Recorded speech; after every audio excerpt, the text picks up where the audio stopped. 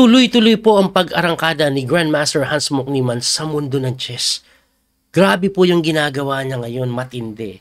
Kasi nga, di ba napagdudahan po siyang engine. At dahil kay Magnus, dahil sinabi nag-cheat siya, hindi po siya naimbitahan sa mga malalaking tournament. Kasi paglalaro siya, ayaw maglaro ni Magnus. Doon naging okay na sila, ganun pa rin yun, nagkaroon na po siya ng marka, hindi po siya masyadong naimbitahan hanggang ngayon. Kaya ang ginawa niya, gumawa po siya ng Hans Mokniman versus the world. So isa po yung one-on-one na torneo na kung saan nag-i-invite siya ng malalakas na player para makalaban niya one-on-one. May blitz po, may rapid, at may standard event. Nung nakaraan, dinurog niya po si Anish Giri. Sumunod, durog na durog din si Nikita Bitugub. Dati pong 2700 yon, top player ng Russia na lumipat sa England. Ngayon, isusunod niya yung dating top player din po ng France na si Etienne Bacrot. Ayan po yung kalaban niya ngayon . So, ang gagawin po natin, tingnan natin kung ano nangyari sa matchup. Tapos yung sa huli, grabe yung standing ngayon ni Niemann sa World Chess. Tingnan natin yon. Anyway, dito po sa laban na to, standard po ito, long game.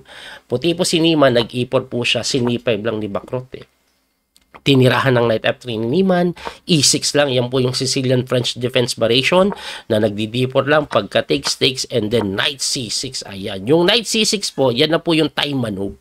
So pagka Knight C6, nag-Knight C3 develop, tumira ng Queen C7, ayan, time maneuver yan . Time maneuver but Strikov variation. So kala mo ini-invite lang po na tumalon dito, pero example lang, mag-Knight ka po dito, tatakbo lang yung Reyna sa B8. Tapos sisipain ka, so baliwala. Kaya ang kadalasang ginagawa dyan, Bishop E3. Pagka Bishop E3, nag-E6 para wala ng Knight B5. Queen F3 develop, which is hindi masyadong ginagamit. Kasi ang pinaka-common po dito, Queen D2. Tapos Queenside Castling. Pero Queen F3 is similar idea na gusto din pong mag-castling sa may Queenside. Anyway, pagkatira po ng Queen F3, nag-B5, na sinagot ng Knight takes C6, binawi ng Reyna, tapos nag-develop lang. Ayun. So, ayaw niya na mag-castling muna dito. Kasi andyan na, nakaabang na, bobombahin ka na . Kaya Bishop D3 develop, pwede mag-casting sa Kingside, pero sinagot lang po yan ng H5 ni Bacrot.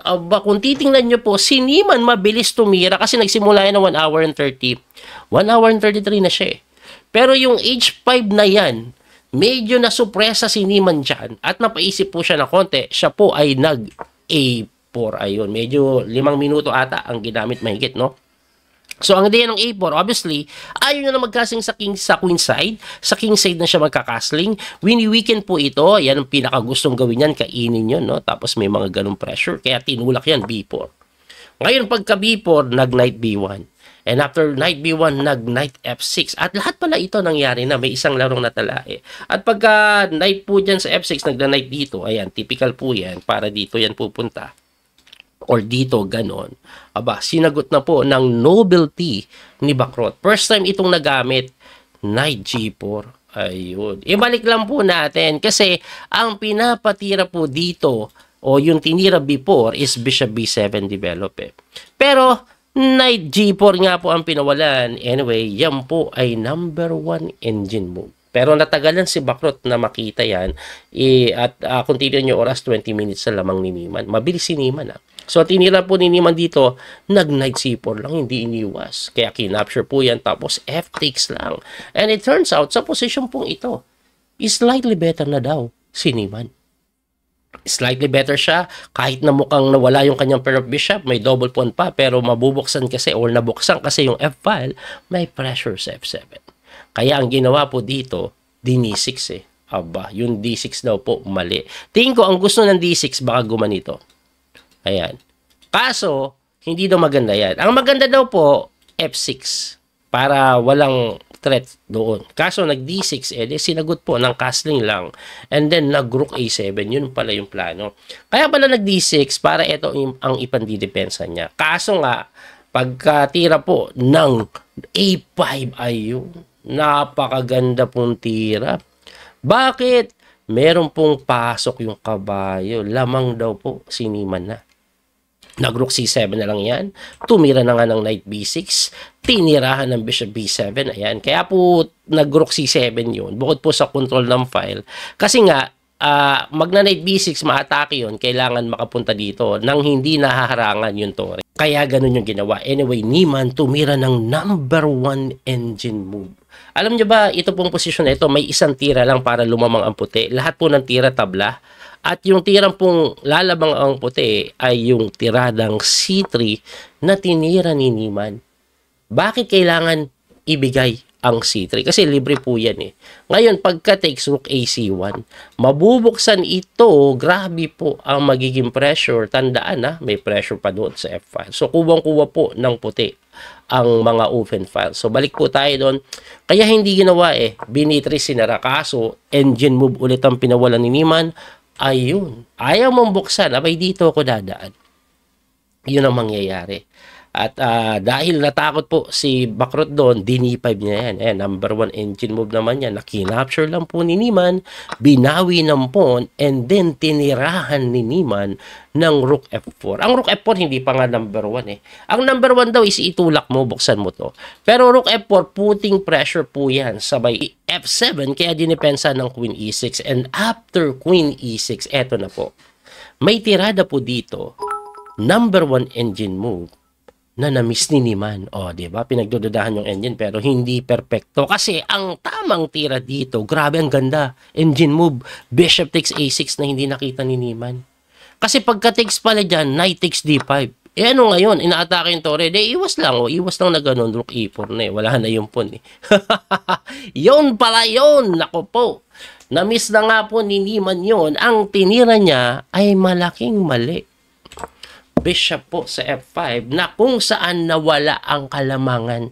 Kailangan pala makita yung sacrifice na yun para ma-maintain yung advantage. Since hindi nakita, pagka Bishop F5, may Queen E5 lang daw kasi. So pagka Queen E5, tumira po ng Bishop G6 si Niemann. Teko lang. Matindi pala yun. Pinaalis niya yung Reyna para ma-atake ito at pag kinapture mo yan, may takes doon. Ako po, halos mamati na yan. Hindi naman may tulak. Kaya ang ginawa niyan, number 1 engine move, nakita ni Bakrot, Bishop D6 lang. Matindi yung Bishop D6 Binibigay lang po, ito pong F7, na tinikman naman, Bishop takes F7. Anong meron? Kasi, pwede palang ganituhin. Kainin lang yan, na hindi nakita ni Bakrot. Bakit? Nakakatakot kasi yan. Pagka takes mo, ibig sabihin pahihintulutan mo to, di ba? Ngayon, pagka King F2, anong kasunod? Quality daw na may pressure pa dito, may pressure pa doon, pwedeng gumanon-ganon. Ang daming pwedeng gawin. Pero may matindi palang tira dyan na hindi nakita ni Bakrot. Hindi, ito po yung na-miss Ito po, napakagandang D4. Hanep na yan. Hindi nakita ni Bakrot yan. Ang hirap makita nito. Walang yung tira yan. Kasi binigay po yung pawn, Binigay yung pawn, pero tabla pala yan. Kasi may Queen G3. Pagka King G1 mo, check ulit. Pag umangat ka naman, dito ka pumunta, baka mangisay ka pa. Hindi, tabla lang. Ayan, tabla lang. Pabalik-balik lang. Hindi po pwede dito, mamamati. Grabe naman na tirada yun. Grabe yung rook take sabay D5 lang, hindi na nakita ni Bakrot yun. Masyadong malalim, no? Very unexpected yung ganong D5 idea. Anyway, pagka Bishop takes F7, nag-King D8 na mali kasi sinundot lang po siya ng Bishop takes D5. Ayun. So, ang ibig sabihin, lumamang po ng pawn si Niemann. At yung king po ng black hindi pa safe. So, nag-G5 na lang po yan. Pero rook F6 lang. Ayun, nakakain pa rin sa H2. Umatake kunwari. Pero pagka king move, tumira ng G4. Queen lang po sa may F5. At after rook E7, king lang sa may E2. Wala na, nag-design na. Bakit? Tingnan nyo yung king nasa gitna. Safe na safe po yung white king. Kasi, eto depensado Pag tinex mo kasi ito, kakapture na gano'n, nakapin Ayan, may mga gano'n Sobrang hirap na pong laruin nito. Hindi ko na nga alam kung anong gagawin. Siguro endgame na lang natin. Pero kahit i-endgame mo, rook takes D6 pa rin yung gagawin yan. Yan talaga gustong mangyari yan. Kasi pagka takes, bishop takes B7, capture ka ulit doon, queen C8. Aray ko po. Yung pala yung mga plano. At dahil doon, panalo si Niemann. Grabe ang nangyari. ito po ang total score nila. Ang final standing po nila sa event. Pakita ko po yung score bawat format, no? So, sa classical po, ang score po nila, 12-3. Bakit po ganyan? Every win po 3 points. So, out of 5 games, nakadalawang tabla lang si Bacro, 3 talo. Tapos, sa rapid event naman, every game is equivalent to 2 points, pantay sila 6-all. Pero sa Blitz, bugbog sarado na naman, 9-3 in favor of Niemann. So, overall, tambak po, no? Tambak. At ito po ang matindi. Ito talaga yung gusto kong ipakita sa inyo eh. Tingnan nyo po ang current ranking sa buong mundo. Ito po yung live rating ngayon sa buong mundo para po sa mga top player. Number 1 si Magnus with 28.32. Hikaru with 28. Tapos sila Fabi nandyan. Eregay si Ali Reza umangat dahil sa Single Cup yan eh. Ayan sila Abdo Satorov. Si Wesley maintain lang kasi 50% siya sa Single Cup. Pero ito po yung nakakabilib dito eh. Tingnan nyo po. Number 16 na si Grandmaster Hans-Munk Niemann with 27.33. Kadikit niya na lang si World Champion Ding Liren. Nalagpasan niya na sila Mamedyorov, sila Duda, sila MBL, sila Aronian, Anish Giri at iba pang top player pati sila Raporto. Grabe! Hala! Talagang paangat ng paangat si Niemann. Abangan natin yung mga susunod laban ito. No? Nakakabilib laban. Muli ito po yung Coach PD Master Daniel Causo. Hanggang sa muling pagkikita. God bless po mga kapiyay. Don't forget to like and share, follow, and subscribe. Bye-bye.